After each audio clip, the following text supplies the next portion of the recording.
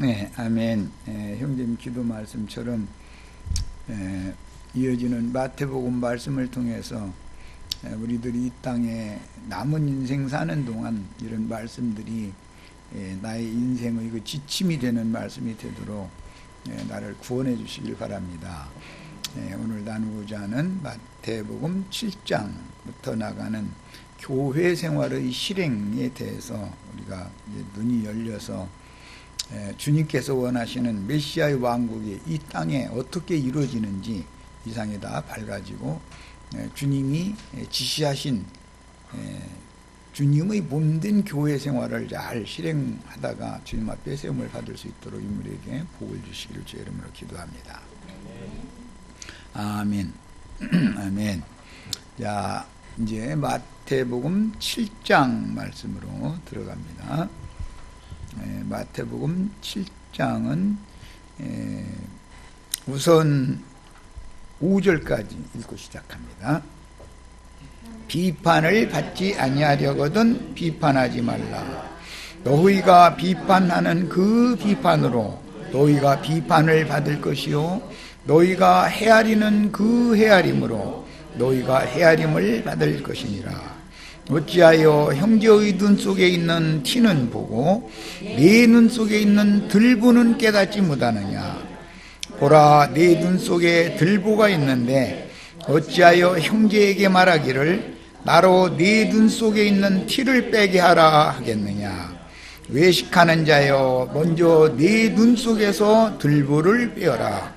그 후에야 밝히 보고 형제의 눈 속에서 티를 빼리라. 이렇게 시작했습니다. 마태복음 5, 6, 7장을 왕국 헌법 공포다 이렇게 말을 하는데, 이것은 갈릴리 한 그 높은 산으로 지지자들을 데리고 올라가셔서 지지자들에게 특별히 주신 말씀입니다. 그 중에 이제 5장, 6장에서는 전도자들로 내보내야 되니까 지지자들에게 전도를 해서 어떻게 사람을 얻어서 메시아의 왕국을 땅에 이루어지도록 사명을 충성되게 수행할 것인가, 그것을 말씀하신 다음에 이제 7장의 이후부터 이제 나가는 말씀은 메시아의 왕국 땅에 임한 주님의 나라에서 이제 성도들의 생활을 어떻게 해야 될 것인가, 또는 특히 제자들은 성도들의 그 인도를, 목회를 어떻게 해야 할 것인가, 이걸 지금 이제 제시하는 말씀입니다. 지금 잠깐 말씀드린 이런 큰 성경의 흐름, 윤곽을 마음에 잘 담아두시고 이런 관점으로 성경을 또 볼 수 있어야 되겠습니다. 자, 이제 7장 1절에서 5절까지 읽은 말씀, 시작 말씀에 비판하는 문제를 제시를 했어요. 이것은 유대교 종교체제와 메시아의 왕국, 땅에 임한 주님의 왕국이 어떻게 다른가, 이제 그 생활을 어떻게 해야 할까, 이걸 지금 말하고자 하는 거예요. 유대교의 종교체제라는 것은 율법 제도를 실행하다 보니까 당연히 정죄의 말씀, 저주의 말씀, 율법적으로 불쌍한 이스라엘 백성들이 성전에 모이면은 율법서 서기관, 바리새인, 제사장 이런 사람들이 자기네들은 뭐 의롭다 여기고 나머지는 전부 죄인들이라고 보기 때문에 백성들에게 늘 저주하는 말, 정죄하는 말, 그냥 판단하는 말, 이것이 이제 그 모세의 율법의 의도를 크게 오해해 가지고 잘못 적용해서 이렇게 가르치는 것이 이제 유대교 생활이었기 때문에 너희는 먼저 그의 나라와 그의 의를 구하라 하고 지지자들에게 앞에서 말씀을 이제 하신 말씀. 그러면 메시아의 나라가, 메시아의 왕국이 땅에서 이루어진 것은 교회인데, 이제 유대교와 교회는 완전히 생활 자체가 다르다는 것이죠. 유대교는 율법에 근거를 하는 것이고 주님의 교회는 그리스도 율법의 완전케 한 법에 의해 이제 근거를 두는 거기 때문에 신앙의 터전이 다르고 당연히 그러다 보니까 신앙 생활이 이제 다를 수밖에 없죠. 그래서 그것을 지금 주님께서 맨 먼저는 비판하는 말씀으로 이제 시작을 했어요. 교회 생활에서 제일 중요한 것은 너무너무 중요한 말입니다. 사실은 유대교인들의 그 종교 생활이라고 하는 것은 남을 비판하는 것이 설교의 목적이, 왜냐하면 당신들 다 죄인 아니냐 이거예요. 이제 이걸 하는 것이 설교의 목적이에요. 그래가지고 당신들 행위를 바꾸라 자꾸 이걸 강조하는 것이 유대교의 그 율법사 바리새인들이 하는 행습이 있죠. 그런데 주님의 지휘자들로 말미암아 세운 그의 나라가 임한 메시아의 왕국인 교회 생활에서는 비판을 하지 말라는 거예요. 이제 그리스도는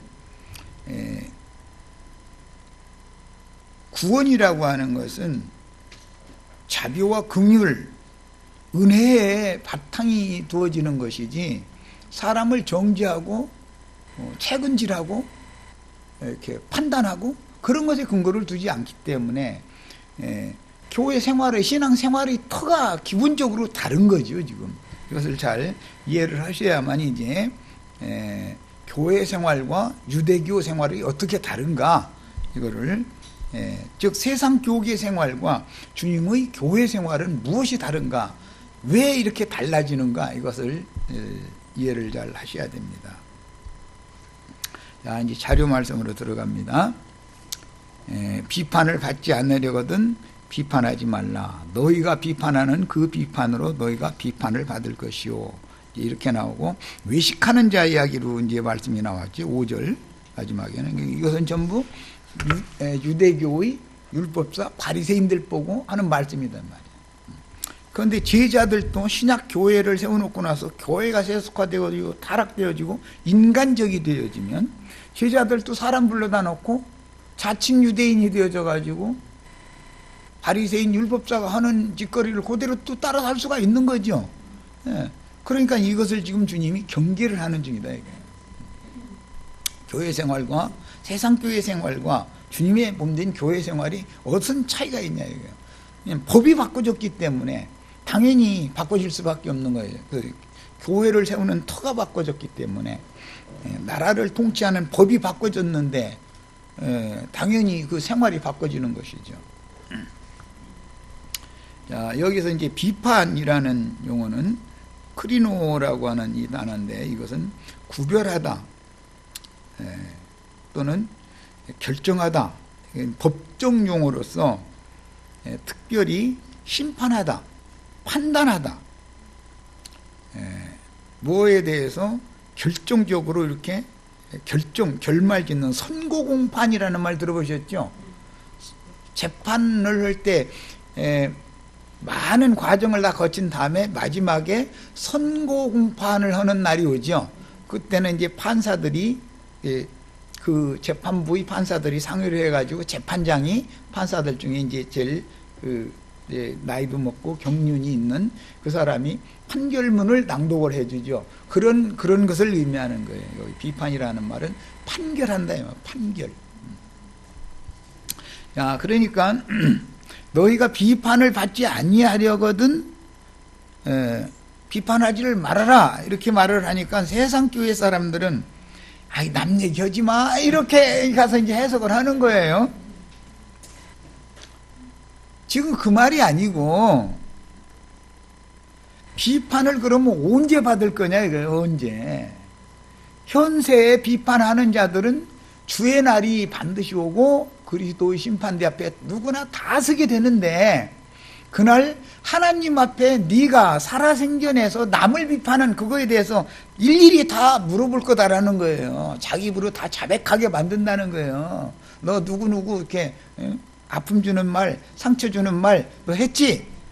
물어본다는 거예요. 자기 입으로 조조히 다 하게 이게 만들어 놓는, 네 말로 너를 정죄하는 게 판단은 늘 판사가 이 판결을 내릴 때는 다 말을 시켜보는 거거든. 고발한 사람 말도 들어보고 고발 당한 사람 말도 들어보고 다 들어보고 나서 그 사람들이 말을 다 참작해가지고 판결을 내리는 거거든. 언제나 가장 공정한 판결을 내리니까. 그래 이제 그런 말인 것이지, 내가 뭐 윤자매에 대해서 비판하는 말을 할 일이 뭐가 있고 윤자매가 나에 대해서 비판하는 말이 뭐가 있겠어. 세상 사람들이 뭐 이러쿵저러쿵 하는 얘기를 자꾸 이해하면 안 된다 이 말이야. 이거는 유대교 생활을 하는 사람들이 행습과 주님께서 지금 제자들에게 지시하신 너희가 먼저 구할 것은 그의 나라와 그의 의가 땅에서도 이루어지기를 위해서 그걸 위해서 기도해라. 금식에 가면서 기도해라. 이렇게 부탁을 했으니까 메시아의 나라가 땅에 임한 것은 교회다 이 말이야. 이제 그럼 교회 생활은 어떻게 할 거냐 이걸 지금 말한다. 그러니까 이런 성경의 흐름과 그 관점을 잘 이해를 하고 말씀에 들어가는 게 필요해요. 그래서 여기 이 크리노라고 하는 비판이라고 번역한 이 단어는 언도한다, 심판한다, 판결한다, 선고하다, 그런 의미로 쓰는 말이다. 이건 법정 용어인 거예요. 법정 용어. 그러니까 이것은 예를 들어서 내가 낱말을 안 해. 예를 드는 거예요. 세상사에서. 그러면 상대방은 나를 깔보고 비판을 더하지요. 세상에선 그러죠. 내가 낱말 안, 저 사람한테 나도 할 말이 많지만 입 다 다물어버리고 허나마나 사람 말생백 말 허나마나도 안 되겠다 싶으면 그냥 입 다물어버리죠. 그러면 이제 기고만장해가지고 없는 누명까지 씌워가면서 비판을 더해버리죠. 세상, 그러니까 그런 세상사의 얘기가 아니다 이거예요. 그게 아니고 교회 중에서 제자들에게 하는 말이니까 설교를 할 때, 말씀을 가르칠 때, 목회를 할 때 세리와 장기와 모든 죄인들 다 불러오는 거 아니에요. 전도라는 건, 교회라는 건 다 그런 사람들 얘기하고 돌아온 거 아니에요 지금. 뭐 자칭 의인들은 여기에 들어와봐야 견디도 못하고 다 쪄나가게 마련이니까. 그런데 강대상에서 유대교 바리새인 서기관 율법사들이 하는 것처럼 제자들이 강대상에서 세리 장기 죄인들 얘기하고 돌이킨 사람들 불러다 앉혀놓고 나서 너 과거에 이랬지, 너는 이랬지 하고 날마다 그걸 하고 앉았으면은 붙어있을 사람이 있어요 없어요? 나부터도 나가. 나부터도 그 한두 번 한 것도 아니고 그게 반복해서 하는 것이거든. 그래서 저 누가복음에 보면 그 개들이 와서 나사로를 헌대를 날마다 핥는다게 해놨어요. 그 여기 이제 개들 얘기로 나가죠. 거룩한 걸 개에게 주지 말고 뭐 이 얘기로 나가죠. 그러니까 여기 나오는 개가 누구를 말하는 거예요? 유대교 지도자들이잖아. 지금 비판을 함부로 하는 사람들, 율법적인 목표를 하는 사람들이다 이게. 율법, 모세 율법을 크게 오해해가지고 남을 정죄하는 것을 입에 달고 살아 아주. 이것 잘못했고 저것 잘못했고 윤리 도덕적인, 그렇다 해서 저는 그럼 깨끗하냐? 그게 아니고 지 눈 속엔 대들보가 껴있고 대들보가 들어있고 그 세리 장녀 뭐 이런 모든 죄인들은 눈 속에 티끌 박힌 거라잖아. 그런데 그거 내가 빼겠다고 바늘 갖고 덤빈다는 거야. 여기는 바늘 갖고 덤빈다고는 하지 않지만 나로 빼게 하라 한다는 거야. 그것은 너 회개하라 회개하라 자꾸 그런다 그 말이죠. 그런데 지 속에 더러운 탐욕과 세상 영광을 구하는 그런 부패하고 썩은 양심으로 말미암아 더러운 양심이 근거가 되어져서 나오는 위선, 탐욕과 탐심이 가득한 자신의 속내는 싹 감춰놔두고 한 위선자 노릇을 한다 이거예요. 그 위선은 대들보죠.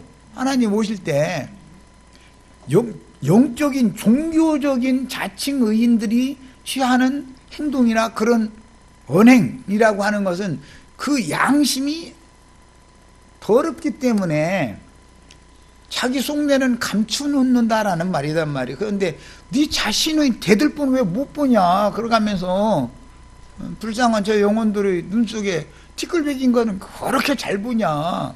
그럼 왜 그러느냐? 육의 세상에 관한 눈은 잘 열려 있지만 선악을 알게 하는 나무 실과를 먹으면 눈이 밝아진다겠죠. 뭐처럼 밝아진다 했어요? 그 선악과의 하나님처럼 눈이 밝아진다는 거예요. 선악을 아는 눈이 밝아져. 그러다 보니까 당연히 눈이 밝아져 가지고서는 그렇게 남이 꼴을 못 봐. 그냥 아주. 그런데 자기 속에 있는 자칭 의인들 속에 감춰져 있는 종교적인 영적인 범죄에 대해서는 못 본다는 거예요. 그래서 지금 교회 생활을 이런 걸 할 때 이 말씀을 깨달아야 교회가 남말을 한다 할 때 남의 과거를 들춰내고 뭐 어떻고 뭐 이런 얘기를 그거를 하면은 그 사람한테 비판을, 상대방한테 비판을 듣는 게 아니라 그 사람이 잘못했는데 비판할 게 뭐가 있겠어. 잘못이 있어서 그런 말을 들었는데 무슨 할 말이 있겠어. 입 다물고 있지. 그러면은 더 해버린다 이거요. 깔보고 막 무시해버리거든 이제. 그러면 그 사람은 비판받는 날이 없느냐? 심판대 앞에 서는 날이 반드시 온다는 거예요. 그럼 주님께서 다 물어본다는 거예요. 책에다 이만큼 써놓고 있는 거 다 남겨봐. 검사 보고 야 이거 한번 남겨봐. 걔 몇 년도 몇월 며칠 날 어떤 지체한테 이렇게 얘기했고 이렇게 얘기한 거 다 한번 너 그렇게 한 사실이 있어? 없다고 거짓말하면 거짓말 묻는 거 그냥 다 들통나니까 주님 앞에는 이런 날이 반드시 온다는 거예요. 그래서 교회 생활에서는 제일 중요한 것이 결정적으로 내가 심판자나 되는 것처럼 내가 재판장이 되어져 가지고 나의 기준에 맞는 잣대를 가지고 나의 저울에 상대방을 올려놓고 달거나 재거나 그런 짓을 절대 하지 말라. 지금 그 말이란 말이야. 이것이 주님의 나라가 땅에 임한 상태단 말이야. 이게 메시아의 왕국이단 말이야. 이 마태복음 5장 6장에서 계속 이 주님의 나라가 땅에서도 이루어지는, 하늘에서 이루신 선하신 하나님의 뜻이 땅에서도 이루어지는 것을 위해서 너희는 금식에 가면서 기도해라. 그걸 쭉 가르친 다음에 이제 그 결과가 나타나는 건 뭐냐? 유대교처럼 그렇게 하지 말라 이런 말이야. 주님의 몸된 교회는 그게 절대 용납이 안 된다. 그런 말이란 말이야. 문맥의 흐름에 대해서 기본적인 이해가 꼭 있으셔야 되겠어요. 그 다음에 이제 3절에 보면 2절에 보면 그 너희 헤아림으로 그랬는데 이것은 저울이 다뤄본다 그 말이에요. 또는 잣대로 재본다 그 말이에요. 사람을 자기가 재판장은 척도를 총량하는 거 아니에요. 재판장이 재는 거 아니에요. 사람이 이렇더라 저렇더라 뭐 이걸 다 재보고 저울에 다뤄보고 이게 다 하는 거예요. 그런 헤아림으로 네가 헤아림을 받는다. 언제? 주의날은 누구나 다 당하게 마련이고 그날 주 앞에 서면 주님께서 정확한 잣대와 정확한 저울로 딱 다뤄놓고 재본다는 거예요. 그러니까 너 함부로 행하지 마라. 이 생에 살아있는 동안은, 우리가 육신을 입고 이 생에 살아있는 동안은 절대로 선악과의 그 독에서 벗어나지 못한 그런 자기 양심이 기준 잣대가 되고 저울이 되어져 가지고 함부로 남을 저울질하거나 재거나 이런 짓을 하면 안 된다는 거단 말이에요. 교회에서는 절대로 이런 일이 있으면 안 되는 거예요. 어떤 일이 있어도. 그러면 자기가 주인날에 내가 주님의 심판대 앞에서 주님의 정확한 저울에 달리고 정확한 잣대로 딱 재가지고서 흠이 발견되고 부족함이 발견되면 어떻게 할 거냐 그 말이단 말이에요. 지금 땅에 임하는 천국은 반드시 하늘에서 완성이 되기 때문에 땅의 교회 생활이라는 것이 그렇게 중요한 거예요. 천국이 임하지만 천국이 나타날 때는 천국에 들어가야 되잖아. 이제 또 이게 양면이 있는 것을 우리가 성경을 읽을 때는 잘 이해를 해가면서 읽으셔야 돼요. 그 다음에 여기 이제 내 형제의 눈 속에 있는 티는 보고 네 눈 속에 있는 들보는 왜 깨닫지 못하느냐. 형제의 눈 속에 있는 티라는 건 눈이라는 건 영을 말하는 거예요. 그래가지고 상대방의 양심을 함부로 갖다가 판단을 해. 자기는 뭘로 판단하는 거예요? 자기 양심으로 상대방의 양심을 판단하는 거 아니야. 양심을 지어준 하나님이나 판단하는 것이지 사람이 어떻게 남의 양심을 판단하냐, 지금 그 말이잖아. 형제의 눈 속에 있는 티라는 건 세리와 창기가 보던 죄인들의 윤리적인 흠결들을 말하는 거예요. 그런데 그게 그렇게 선악을 알게 하는 나무 실과를 먹으면 잘 보인다는 거예요. 그게 눈이 맑아져 가지고 그게 그렇게 잘 보인다네. 그거 다 이해가 되죠. 그런데 그런 사람 치고 생명나무 실과를 먹지 못한 사람들은 선악과의 기준에 의한 마음에 새긴 율법이 있기 때문에 남의 어떤 흠결에 대해서는 윤리적인 그런 흠결, 그건 티끌에 지나지 않는데 주님이 오실 때는 그것은 그렇게 잘 보인다는 거예요. 그런데 자신 속에는 대들보가 들어있다는 거예요.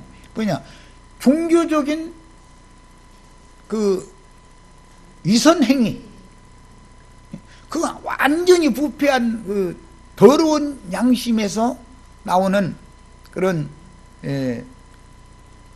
더러운고 악한 이런 것들이 감춰 있다는 거예요, 속에.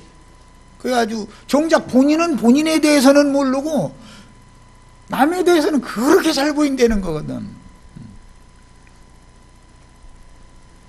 우리는 목회도 그래서 아는 사람이 목회를 해야 되는 거고, 진리를 알아야 목회를 하는 거고, 누가 어떤 말씀을 가르침을 받으면 그 무리는 그 말씀으로 구원을 받게 마련이에요. 그리스도 심판대에 서면 완전케 하신 그리스도 율법으로 재판을 받기 때문에 거기 통과할 육체는 하나도 없는 거예요. 세상 없어도. 이 땅에서 그러니까 결국은 그의 의가 임한다는 것은, 하나님의 자비와 긍휼에 근거하는 그리스도의 의라는 것은 그리스도의 은혜가 임한다라는 말이기 때문에 이것은 용서라는 것을 통해서나 구원이 있는 것이지, 사람이 무슨 선을 행하거나 의를 행하거나 어떤 행위를 통해서 하나님 앞에 설 수는 없다라는 걸 지금 성경이 계속 말하고자 하는 거니까 이해를 꼭 잘 하셔야 되겠어요, 이런 말에 대해서는. 그 다음에 5절에 이제 외식하는 자요. 이 외식하는 자는 앞에 이미 계속 나왔죠. 바리새인, 서기관, 이제 이런 사람들. 그런 사람들은 전부 땅에다 보물 쌓아두는 사람이잖아요. 사람에게 영광을 미리 다 받은 사람이잖아요. 하나님께 영광을 받는 게 아니라 하나님 앞에서 이제는 심판을 받는다는 거잖아요. 그들이 지금 그 얘기단 말이에요. 마태복음 5장, 6장은 천국, 교회를 세우기 위한 지침을 제시해서 지자들은 이제 전도를 해서 사람을 얻으러 파송을 해야 되니까 거기에 초점을 맞춰서 말씀을 주셨었고, 이제 제자들이 나가서 전도를 해서 사람을 얻어오면 교회가 세워지니까 교회 생활과, 즉 하늘에서 이루신 아버지의 뜻이 땅에서도 이루어지는 것은 그의 나라가 땅에 임한 상태단 말이에요. 그게 이제 메시아의 왕국이에요. 교회라는 천국이요, 이게 이 땅의.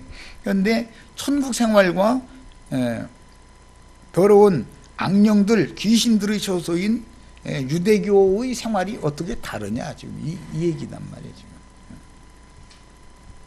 말하고자 하는 의도를 충분히 아셨죠? 6장에서 7장으로 넘어가는 이 과정을 잘 알아야 돼.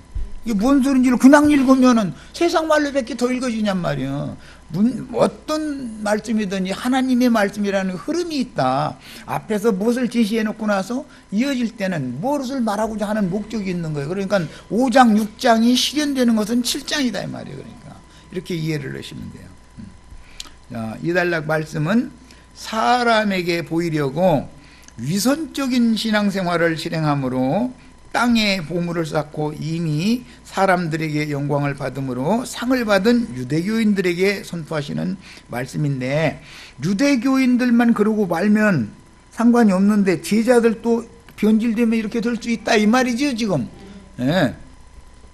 자신을 모르면서 형제를 함부로 비판하는 율법 종교인들에게 주시는 천국 말씀이므로, 이게 천국의 법이죠. 모세의 제자를 자처하는 자들의 정체를 지금 드러내신 말씀입니다. 그런데 이것을 제자들이 본받아서 그대로 하면 교회가 타락하는 거다 이거예요. 교회가 다시 자칭 유대인들의 회, 사탄의 회가 될 수가 있다 이 말이에요. 이렇게 중요한 거예요. 이게 무얼로? 선악을 알게 하는 나무 실과를 따먹은 그 근거에 의해서 눈이 맑아져 가지고 지가 재판장 노릇을 하면 그게 타락한 교회의 상태다 이거예요. 거기에 사실을 알고 보면 사망과 정죄의 신인 마귀가 자기 보좌를 딱 정하고 앉아버린다. 그럼 그 교회 가면은 남을 정죄하고 판단하고 막 이러는 것이 아주 보편화돼 버리면은 그건 더 이상 교회가 아닌 거죠. 그게 무슨 천국이겠어. 세상 나라에서도 그게 잘 통하지 않는 일인데, 그보다 더 나쁜 믿는 자들끼리 그런 짓을 할 수도 있죠. 그러면 하나님이 그건 절대 용납을 안 한다 이런 말이란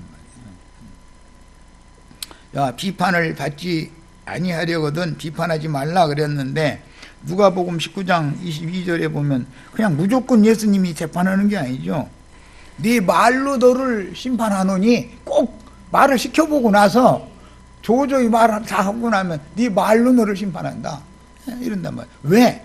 지가 평상시에 남에게 그렇게 말을 했으니까 그걸 가지고 심판하는 거예요. 로마서 14장 10절로 11절을 읽겠습니다. 로마서 14장 10절로 11절 읽어봅니다. 우리는 누구나 그리스도 심판대 앞에 서는 날을 준비를 해야 되는 거예요. 우리가 지금 신앙생활하는 건 그것 때문에 신앙생활하는 거 아니야.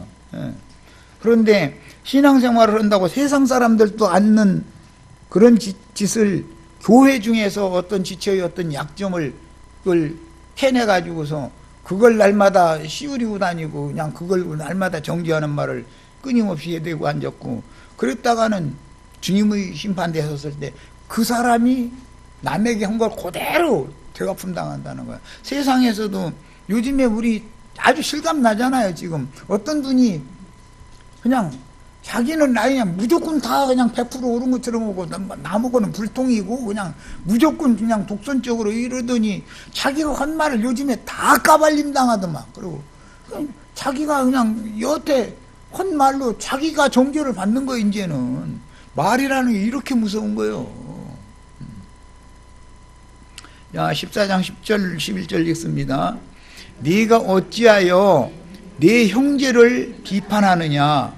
어찌하여 네 형제를 업신여기느냐? 우리가 다 하나님의 심판대 앞에 서리라. 기록되었으되 주께서 이르시되 내가 살았노니 모든 무릎이 내게 꿇을 것이요 모든 혀가 하나님께 자백하리라 하였느니라. 이러므로 우리 각 사람이 자기 일을 하나님께 직고하게 될 것이다. 이것을 그냥 지나가는 말로 읽어서는 안 된다 이거예요. 이날을 준비하는 것이 신앙생활인 건데, 그러니까 교회생활 잘못하면 세상 사람보다도 배나 더 큰 심판 받을 수도 있죠. 누가복음 6장 37절로 45절에는 이제 거기 읽고 오겠습니다. 왜냐하면 이 문맥의 흐름을 이해를 시키려고 그래요. 마태복음 7장에서는 저 뒤로 나가서 이제 좋은 나무 뭐 못된 나무 얘기가 나왔는데, 누가복음에는 나무 얘기가 앞에 나온 다음에, 두 나무 얘기가 앞에 나온 다음에 비판을 하지 말라는 말씀으로 결론을 내리고 있어요. 그게 두 나무는 어디서 비롯된 말이에요? 창세기 3장에서 비롯된 말이죠. 선악을 알게 하는 나무와 생명나무, 창세기 2장에서 비롯된 말이에요. 자, 그러니까 어떤 나무 실과를 먹으면 이 생에서 함부로 비판하는 사람이 됐다가 주 앞에 가서 주님께 비판을 받는 사람들이 될 것이고, 생명나무 열매를 먹으면 이 땅에서는 자기를 자기 속에 뭐가 들어있는, 내 속에 들어있는 대들보를 먼저 보고, 대들보가 들어있으면 입을 다물어요. 비판이 나와요? 자기 저 사람한테 묻은데 무슨 놈의 비판이 나오겠어? 그러면 그거에 대해서 주인 아래 남을 비판을 안 했으니까 토설시킬 일도 없을 거 아니야. 이게 이렇게 중요한 문제다 이거요. 자, 이제 누가복음 6장 37절부터 45절까지를 읽겠습니다. 6장 37절부터 45절까지. 자, 읽습니다. 네, 비판하지 말라.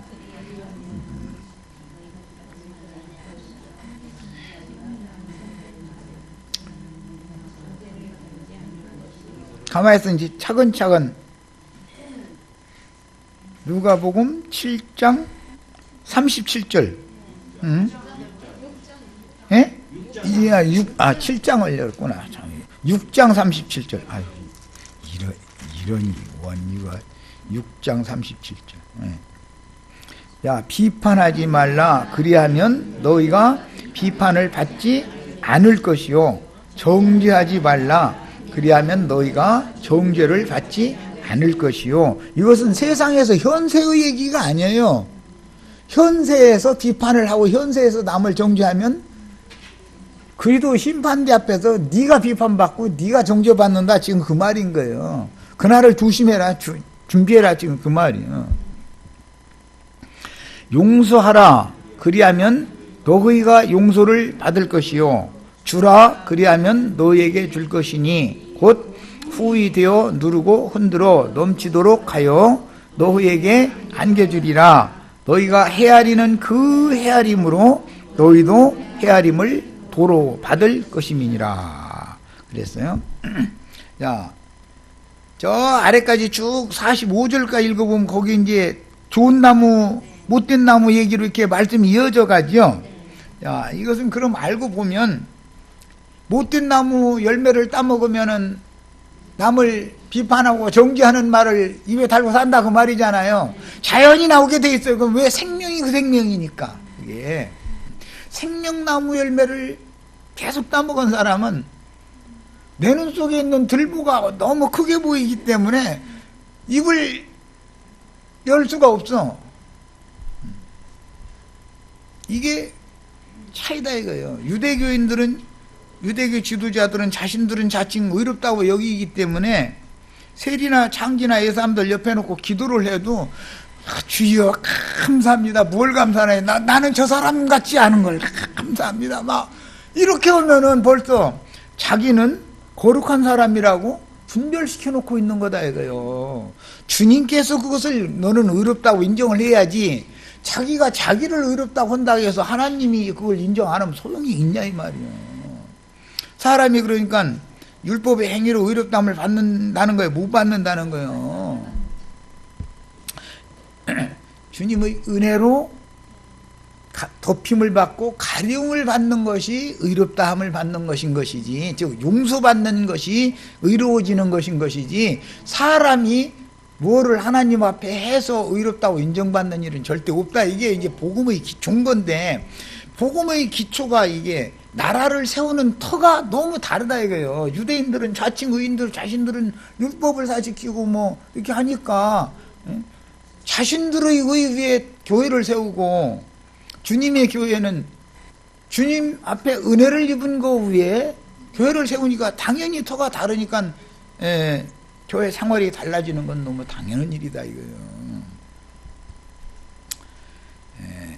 그래서 이제 좋은 열매를 맺는 나무, 못된 열매를 맺는 나무에 대하여 비교하신 말씀으로 이 말씀 이제 결론이 맺어지는데, 사람은 나무로 비유를 하지요. 그런데 선악을 알게 하는 나무를 먼저 따먹었잖아요, 사람은. 그러니까 마음에 새긴 율법이 다 기록이 돼 있다는 거잖아요. 그러다 보니 그 율법을 따라서 눈이 밝아져 가지고 하나님 중 하나처럼 돼서 재판을 하면 그 선악을 알게 하는 나무 실과의 그 지시에 따라서, 그 법칙에 따라서 남을 재판하겠죠.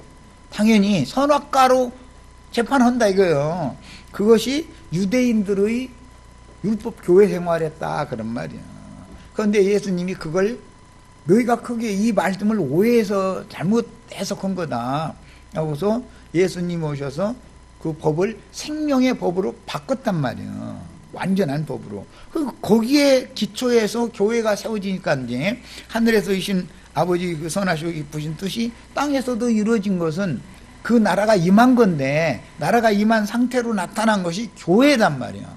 그러면 교회가 은혜의 터 위에 세워진 교회가 주님의 교회지, 정죄하는 영의 터 위에 세워진 교회라는 건 유대교다, 지금 그 말이단 말이야. 남을 비판하기 전에 나를 돌아보며 주님의 긍휼과 자비를 구하는 사람은 좋은 열매를 맺는다. 열매라는 건 그 입의 말과 그 다음에 그의 삶이죠. 이제 신앙생활 자체가 열매니까. 예. 그 다음에 남을 함부로 정죄하는 사람은 못된 열매를 맺는 나무니까 이것은 선악을 알게 하는 나무의 가지가 된다라는 말이겠죠. 나무 자체에서 맺는 건 아니고 가지에서 맺는 거니까. 그래서 정죄와 비판을 누가복음에 보면 같은 개념으로 비판하지 말라 그리고 나서 정죄하지 말라 이렇게 했죠. 사실 이게 같은 개념이에요. 의미의 뜻이 같은 것인데 두 번 반복하는 것은 강조하는 그런 문구다 그런 말이에요. 그 다음에 그런 자들은 주의 날에 반드시 주님께 비판, 심판, 정죄를 받을 것이다 라고 하는 경고다 이 말씀이. 이 생에서 교회 생활을 어떻게 하면 그리스도 심판대에서는 그리스도인들을 심판하죠. 무슨 법으로 심판해요? 그리스도의 율법으로 심판하는 거예요. 그리스도 율법으로. 선악과의 법으로 심판을 하는 것은 유대교에서나 하는 일이죠. 그들은 율법을 믿으니까 그들이 가르치고 주장하는 율법으로 심판하는 거예요. 율법 믿는 사람들에게는. 그러나 그리스도의 법을 믿음으로 구원을 받은 사람들은 그리스도 율법으로 재판하는 거예요. 예. 이런 그 원칙을 잘 아셔야 돼요. 그래서 이 생에서 선악을 알게 하는 나무 실과를 먹은 그 천연적인 사람들, 자연인들의 마음에 기록된 율법이 잣대가 되어서 자신을 속에 있는 들뿐은 못 보고 나무의 속에 있는 티끌만 빼내려 하는 자들은 주의 날에 그리스도 율법 잣대로 반드시 정확한 판단을 받게 된다. 이건 경고다 이런 말이에요. 이런 말씀을 정말 두려움으로 받으셔야 돼요. 여기 이제 비판, 이제 크리노라고 하는 이 용어는 심판, 판단, 재판, 신문, 특히 이제 정죄 이런 용어입니다. 이 비판이라는 용어와 분별한다라고는 말은 다르죠. 분별하는 것과 비판하는 건 다른 거잖아요. 판단하는 것과 분별하는 건 다른 거예요. 진리를 옳게 분별하는 거. 이 사람은 한 소리 들어보니까 완전히 자칭 의인들이 되어져 가지고 사탄 무리들이 하는 소리만 하고 있네. 그거 들어보면 알죠. 분별이 오죠. 은혜의 영이 흐르는지, 그 교회 생활에 은혜의 영이 흐르는지 심판의 영이 흐르는지를 사람이랑 영이 있는데 알잖냐 이거예요. 가르치는 사람이 뭘 가르치기 때문에 그렇게 되는 거다 이거예요. 이게. 자, 이제 마태복음 7장 2절, 너희의 비판하는 그 비판으로 너희가 비판을 받을 것이다.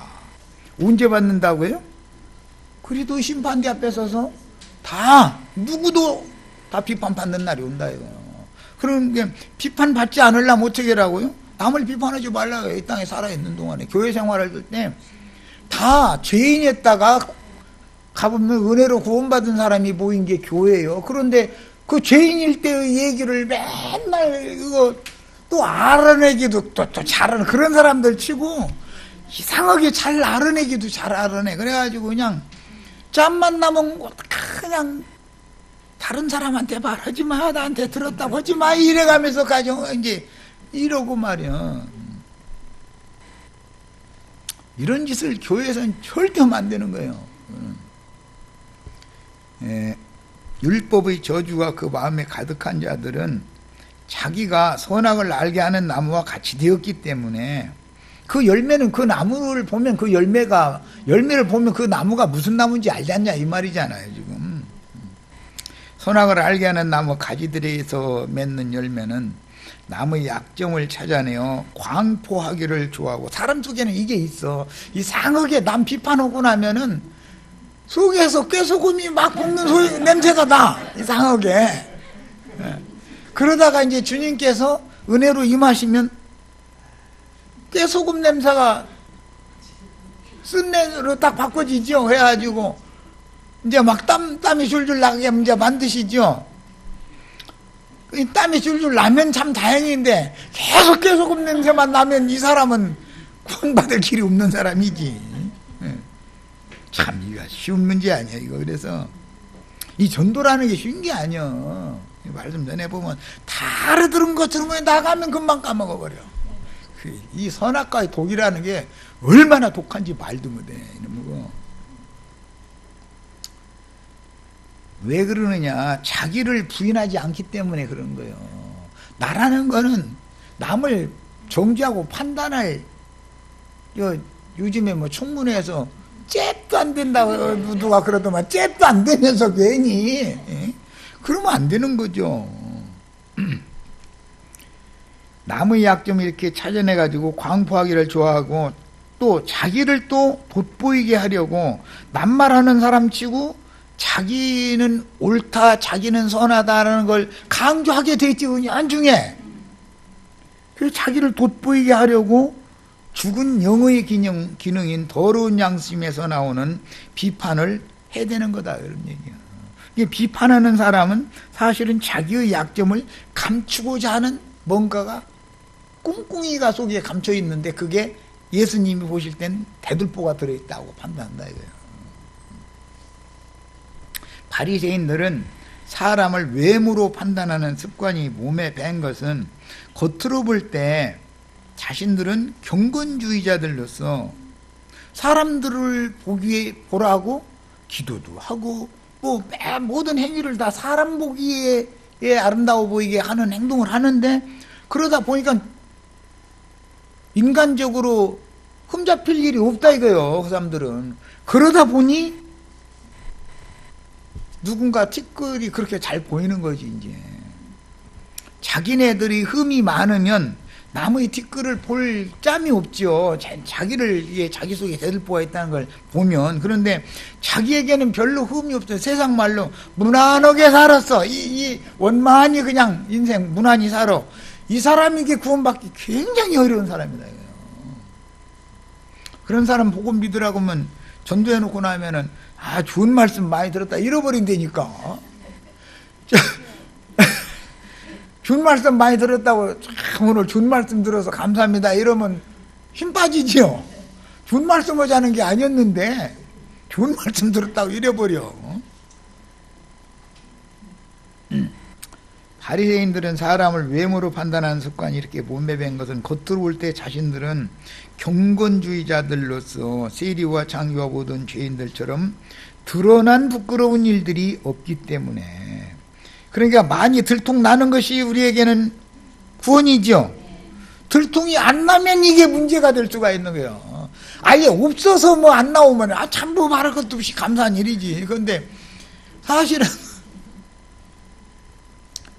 양심이 더럽혀져 있으면 그의 생각과 모든 그 하는 언행, 심사 전체 인간 됨됨이가 다 그게 드러나게 돼 있는 건데, 그것을 애써서 자기를 감춰야 되잖아. 사람들에게 들통 안 나야 되니까. 그럼 그렇게 사는 게 얼마나 힘들어. 자수의 광명 찾는 게 낫지. 그래서 부끄러운 일들이 드러나지가 않기 때문에 자신을 외모로 판단을 하는 관습이 생겨서, 외모로 볼 땐 자기는 흠이 없는 사람이라고 보니까 세리나 장녀나 다른 어떤 많은 죄인들을 보면은 눈이 셔서 못 봐, 눈꼴 셔서 못 보겠네 이래버려. 그래서 다른 사람들을 부정하고 불결하다고 판단해 버리기 때문인데, 제자들에게 율법 저주에 묶인 바리새인들을 본받지 말라는 뜻으로 외식하는 서기관과 바리새인들을 예로 들어서 지금 하는 말이다. 그러니까 교회도 유대교로 또 타락할 수 있다는 것을 염두에 두고 하는 말씀이라는 걸 알 수 있죠. 주님이 세운 교회도 어떻게 그러면 타락할 거냐 이거요. 율법교회로 다시 돌아갈 수 있다 이런 얘기요.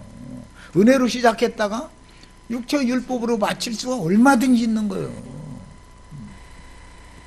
천국 복음을 맡아서 모든 민족 만국 사람들에게 전도자로 나가서 위선적인 바리새인들처럼 인간적인 어떤 약점을 찾아내어 함부로 판단하면서 자신들은 옳고 거룩하다고 여겨서 남을 함부로 판단한다면 천국 복음은 세상의 윤리 도덕 말씀이 돼버리지 복음이 아니죠. 그렇게 되면 세상의 윤리 도덕이라는 건 정죄하는 것이 목적이잖아요. 너 엊그제 이랬잖아, 너 어제 이랬잖아, 이거 하는 거 아니에요.